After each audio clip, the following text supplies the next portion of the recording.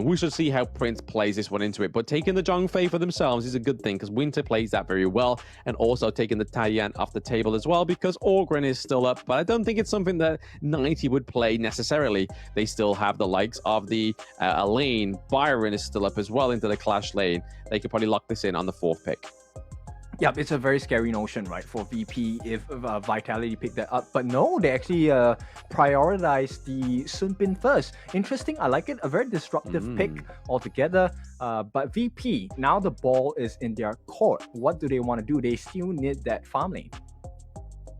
They still need the farm lane, yes, but also do Team Vitality need their Clash lane? But it seems like 90 just always sits in and fills in whatever he needs to, right? Because it's always towards the end where we see 90's picks come through. So it's a clear sort of like indication that 90 just generally can play most things into most roles. So that's a good thing for his playability, right? His ability to just dominate that Clash lane. But right now, VP going for the Shoyu and the Mulan. Okay, so a lot of range from Shoyu, but you also got the range from Suya as well. So very interesting.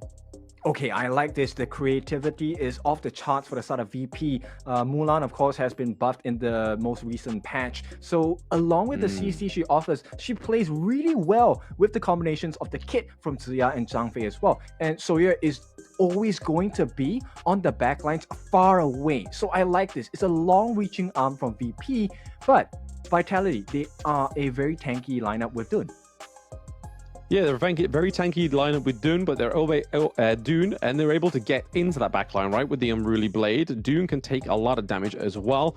So I don't think it's going to be an issue for him to have been going against these long-range heroes. So let's see if he can get in to the getaway range of Suya. But getting into game 2, this is Team Vitality against Virtus Pro. Will it be another 2-0, or will Virtus Pro take a round from Team Vitality?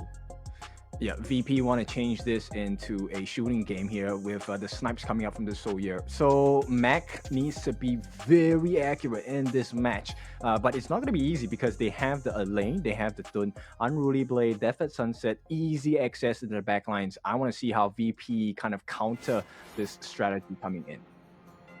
And I'm pretty sure we'll find out very soon, Kin, as we get into this game 2. Now on the Gorge is Team Vitality and Virtus Pro. We are seeing the same old thing that we normally see where the supports are in the mid lane, just helping their mid lanes get that farm up, get that Tsuya to a higher level quicker. Yeah, and one of the things that we might want to consider is that Winter is going to enable the entirety of Vitality pretty much from the get-go, because Time Flux is going to make the world's difference in the early fights. Yeah, absolutely. Just being able to do that damage over time. When you think you've escaped, that Sun Bin ability just comes through, just like it is on Grizzly Q there. Just enables them to do a lot of damage as well. But right now, it's pretty much a stalemate for these two teams very early on. As usual, it's just all about getting that farm, trying to get that lane priority set up for those neutral objectives. Yeah, so, you know, one of the winning conditions is if Mac can get a couple of snipes onto Winter at this point. And it looks like right away it's going to be a first blood for the side of Vitality.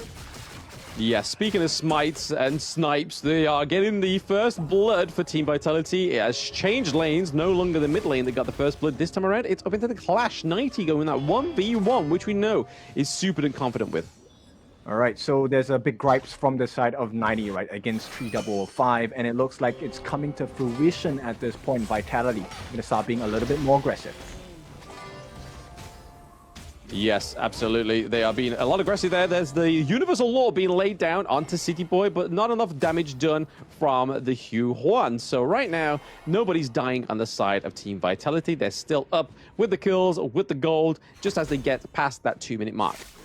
Yeah, but it's promising, right, coming out from Prince. So we'll see if he's able to transition into that late game monster that we expected Zhang Ziya to be. His sanctification going to be very critical in assisting VP to win this game. Yeah, so far that is probably the case, right, for VP. We've seen a lot of trades here, especially with the trick shots. The Destructive Deluge actually being placed into just kind of trying to zone out Zhang Fei for not getting in there. But okay, we're seeing the Mulan go once up, one again with 90. The CC immunity comes through, clapping him back out of that T1. We see that Grizzly Q comes over the wall. The Death on Sunset is just trying to get him away. And what an escape artist. What a guy with mechanical skills here, 90, just showing off the class he has, right? And that must be so frustrating for the side of VP. Yeah, absolutely. I mean, just getting away with a sliver of your health as well as a shield, right? That was just the pure skill of 90. You're just able to get into these fights, get out straight away when he needs to. Right now, we see Winter getting caught in between Vex and Grizzly Q. Not much is going to go on here, especially with Shanks nearby. Yep, Mac hasn't really hit a couple of the snipes just yet, but he is controlling the lane, right? This is one of the benefits of going up against an RD, especially when your range is longer than hers. But Mac at this point, they need a little bit more on the side of VP. Yeah, speaking a little bit more, we can see the Team Vitality are going to rotate here from City Boy and Highland as well. But everybody seems to be down here. The Universal Law gets laid down. We're seeing a little bit of a fight into the back line. It is going to be Highland that goes down currently at 1-0 for Virtus Pro as well. So that was a good engage. Mulan able to get out there with just basically the skin of her teeth. The snipes coming through onto 90. Not quite done. There is no 99 for now. Okay, so Mac has not hit that growth stage just yet, but the snipes have been quite accurate thus far, right? And this is a good sign for the side of VP fans, but at the same time, Vitality, they're equaling this aggression coming out, right? So they get the first neutral objective in their hands, and right now, for the first time in 2 games in the series, VP has the lead. VP has the lead in every vector possible, right? He had the gold, not the kills, but the neutral objective and the turrets. But that was really slippery for 3005 to get away, right? Mulan was pretty much teetering on literally death's edge. Winter sitting in this bush here. Grizzly Q with his famous check in the bush with his face. But hey, being Zhang Fei, you can kind of have a little bit more leeway with that, right? Yeah, you can definitely be a bit more aggressive, right? The beast has some value there. Yeah, absolutely. A lot of health, a lot of ways to just get out of there with the leaping saber and whatnot. But okay, on Bridal Light Roads onto Shanks. Shanks is able to use the parasol out of there, but is it going to be enough? Grizzly Q is on his behind, and there we go. The damage goes on to Shanks there. So 3005 picking up the second kill for Virtus Pro. What a nice little dagger into Shanks. Yep, the slice and dice working out for the side of Virtus Pro, and all of a sudden, you know, all of that strength that we saw Vitality display in the game number 1, gone. Yeah, it seems like something's throwing them off a little bit here, whether it was a draft, because we did kind of see that the coach was kind of like, when they locked in the Suya, there was like, eh? There was a little bit of that expression on their face, right? And even on our face, it was like, oh, okay, and a bit of a, eh? But hey, it's working for Prince, right? Prince really, there's a reason why Major Pride was banning this pick for Prince, because it's showing that he loves the Suya, and the Universal Law is not going anywhere. Yeah, so suddenly a very big creative block for the side of Vitality, right? They can't seem to figure out how to play against this draft, and you can see why. The long-reaching arms of Mac, here we go, T1 in the mid threat. Yep, we see the wind slash come through. It does hit onto Grizzly Q, but that's kind of the wrong person, right? He can take the knockup, he can take the damage for now, but again, 3005 going in, doing a bit of damage onto Shanks. Nothing's going to commit through here, not taking the fight just yet. Yep, big wins for the side of VP, and at this point, it's their turn to take a 3,000 goal lead. Yes, it's clearly apparent, right, that the goal lead is definitely going over to the favor of VP, but all it takes is a team fight from Vitality to get themselves back onto the saddle again. Charging up the snipe is Mac. We'll see. This is dominant map control coming in, and Mac is hitting his stride. He's really close towards that Siege Breaker, right? As well as he does have the Cloud Piercer. So it's a big deal for the side of Virtus Pro. Yeah, it's a lot of damage straight away, right? If he goes for like Dawnbreaker, Daybreaker very early, it could be a huge problem for them because Soyu does a lot of damage, very early on anyway. So pre-items, pre-siege breaker as well, does plenty of damage. 90 into the backside, trying to take out Suya pretty early. He wants to get rid of the law. He wants chaos on the Gorge. Yep, not gonna happen though. VP very good at protecting the backlines simply because they have Grizzly Q on their junk as well. That's a T2. Once again, taken from the sides of the map of Vitality. And this is a very hurtful process that they're going through. Yeah, it's definitely something that they didn't expect, it seems, because they are not quite showing the same performance as they were in that game 1, right? A lot of control given over to the side of Virtus Pro. Yeah, and I like this. So at this point, 355, his performance on this Mulan has been quite spectacular thus far. Yeah, I don't think we've seen him on the Mulan yet. He may have played it in day 1, I'm not too sure, but hey, it's definitely working for him, right? That CC immunity coming through beautifully when going to that head V1 against 90. But right now, we see that Highland sitting in the bush here. They're able to take their own Azure Golem for now, but getting caught out is 3005. We sing his praise. The time bomb comes through. It's not going to be enough to take down the Mulan just yet. Yep, it's a big play coming in, and this is VP doing what they like to do best. Multitasking, taking multiple objectives across the map at the same time. Yeah, it's what we saw them do with Major Pride, right? That's how they got that 2-1 victory against Major Pride. But right now, it's working against Team Vitality, not be able to get that crucial kill theft, however, though, onto the Overlord, which would have been great for them if they were able to steal that. That would have procured them a lot more control onto the Gorge. A knock-up onto City Boy is not going to lead to anywhere. The Destructive Deluge really zones them into this T2, enabling them to take the final T2 from Team Vitality. Yep, and this is so scary from the side of VP, because VP is a team that makes you wonder, right? They've taken the Overlord, but it still feels like VP are in control. Yeah, VP are pretty much very much in control, right? And the good thing about the Overlord for VP is that when they kill it, they get quite a considerable amount of gold. I think it's around about that 150 mark, right? That's not, you wouldn't normally get that from a creep. So having these Vanguards that aren't going to be taking these turrets and killing them is going to give a bit of more resources over to the side of VP, which is probably the counter, the double side of the coin for the Overlord.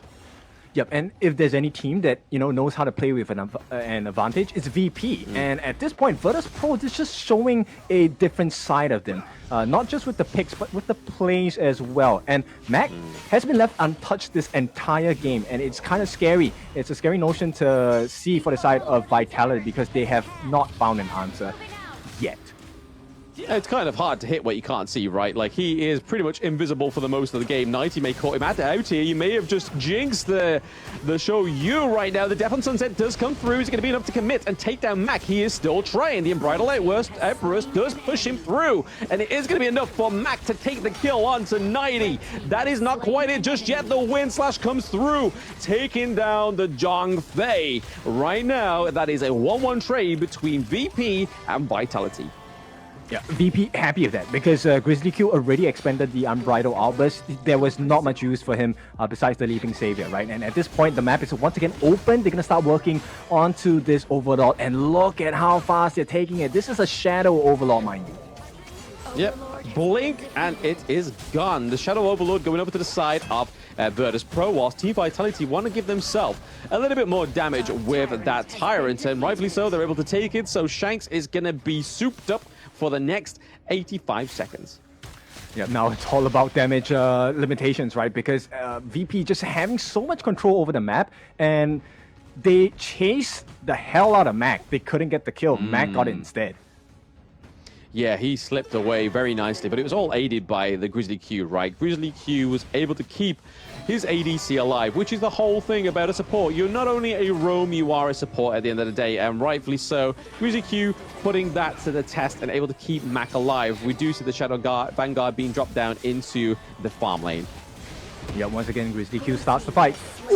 There we go, yes, the Leaping Savior, the Universal Law taking down Highland as well. There is no High Hoarder when there is a Suya around. But right now, we do see that 3005 was getting caught out a little bit too lost in the source. But that high ground turret is looking like it's going to take a beating, maybe even go down here for VP. Yes, it is. Mac doing a lot of damage onto 90 right now. 90's on their own. Winter and City Boy just trying to keep 90 alive. They need him in there. Shanks as well, just trying to keep those Vanguards away from the Crystal. That is another high ground turret down for Team Vitality. This is a huge movement for VP. Yep, relentless pressure coming in from the side of VP, and this is what we want to see, right? We want a spicy series, and now they're putting the hot in hot sauce. Now, VP, that Sundering Slash coming out from 3005, it was actually a super huge play because it garnered all of the attention from Vitality. They couldn't focus on the Mac, they couldn't focus on the Prince, and do you remember that huge burst coming out from Prince with the Universal Law? Instantly deleted Highland. It's not something you see every day. Yeah, I mean, when you built like the Mask of Agony, right, and other items, it's going to deal a lot of damage. And Vitality using City Boy here as pretty much anchor a little bit early there on the Unbridled Outburst. It does knock back two of the members of Team Vitality. Grizzly Q right into the back there, meets these death by the Destructive Delusion. That's not quite it yet. Mac takes down City Boy. There goes their huge tank. So that is tank for tank in this last fight. It felt like more people died there, but at this it felt like it. It really did.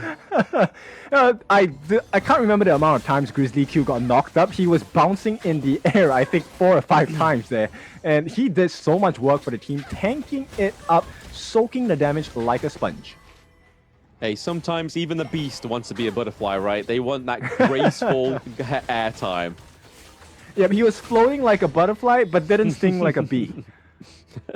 Maybe he didn't want to sting like a bee. Maybe he just wanted to be the gracious butterfly. Just let him be a gracious butterfly. Let him just serve that butterfly energy, that aura that was shooing around Grizzly while he was taking the airtime. But 90, you can see him here stalking the bush once more, trying to catch out Max. So there's only so many times that Max are going to be able to get away without seeing 90 take that death on Sunset. But it's nice to see that Suya is giving over that level cap to the Shoyu as well. So Max going to deal a lot more damage and also have that attack speed as well. So that's going to be something that Team Vitality, if they want to close this game out, need to stifle. Yeah, we need to be very considerate about the positioning of Mac, because as long as Mac is not taken out, that's a decent chunk of damage he's going to be able to deal onto Vitality as well. Not just Vitality, over to the Overlord as well. Obviously, Vex giving him credit where credit is due, but also Mac doing a lot of damage to these neutral objectives, getting the snipes out there, taking it onto Highland, basically taking a third of his life with one hit right now, which is huge on the side of Virtus Pro. Right now, we are seeing 2 solid minion waves into the mid lane, into the Clash lane as well, as that Shadow Vanguard has been put down into the Clash lane. I think it's all about Virtus Pro just kind of keeping it for now. The Unbridled Outburst does come through. Are we going to see any commit? It might be. Okay, yeah. All committed. Yep, the Unbridled Blade comes over the wall as well. And there we go. Death on Sunset does catch out Prince. So there is no more law in this order. It is only chaos. And will chaos ensure right now for VP? And it is. That is a double kill going over to 90. Means that he's able to switch straight to the Vanguards and stop them pushing that top lane. Yeah, but still, it is Vitality on the back foot, right? Because VP, they have now established a barren wasteland in the base of Vitality. And even though they got that big win in the team fight, managed to open up the doors into the lineup of VP, look at the result of it. They just get that one tyrant. Nothing else has been achieved. Hey, one turret may be all it takes, especially when Shanks is going towards that 6 slotted. All he needs is that Daybreaker right now. You can see the Sky Piercer being built there. So that is definitely the next item. And as you can see, he's ahead of resources for Max. So maybe this is the point, right? Just get Shanks pretty much stacked to that 6 itemization. Yep, you know, at this point, it's big risk, big reward, right, for the side of Vitality. Because yes, you can have Shanks jump in, but if she doesn't time that Maple Dance well, essentially could be two-shotted by Mac. That's how scary he is. Very scary, very scary. And even then, you got to kind of make sure that they don't see the demise of City Boy as well. We saw it once or twice already where City Boy has actually met his maker into these team fights, which is a huge front line for the side of Team Vitality. We are seeing a minion wave here, but there is the Universal Law just completely putting that to bed. But right now, Team Vitality are just trying to get any kind of dominance onto this map in terms of macro. You can see right here, 90 into the Clash lane, just trying to push this T2. This could be the turnaround here for Vitality. They get the T2 into the Clash lane. Things are looking a little bit of a turnaround here for Vitality. Getting that goal lead is their next objective, it seems. Yep. It's a tough situation to be in for both sides, right? Mac needs to be really careful. City Boy can jump in. It's a perfect position for City Boy, actually. Yes, maybe diving onto Vex here, but Grizzly Q is sitting in the Destructive Deluge, right? He's not scared of that magic damage for now, but right, there goes the Destructive Deluge, so they've got to wait for that to come back on cooldown. Oh, Highland taking so much damage from the show. I mean, they make you contemplate the value of life, right? At this point, Mac is just throwing down the punches, and at this point, Highland is on the receiving end. He's not the person you want to get hit.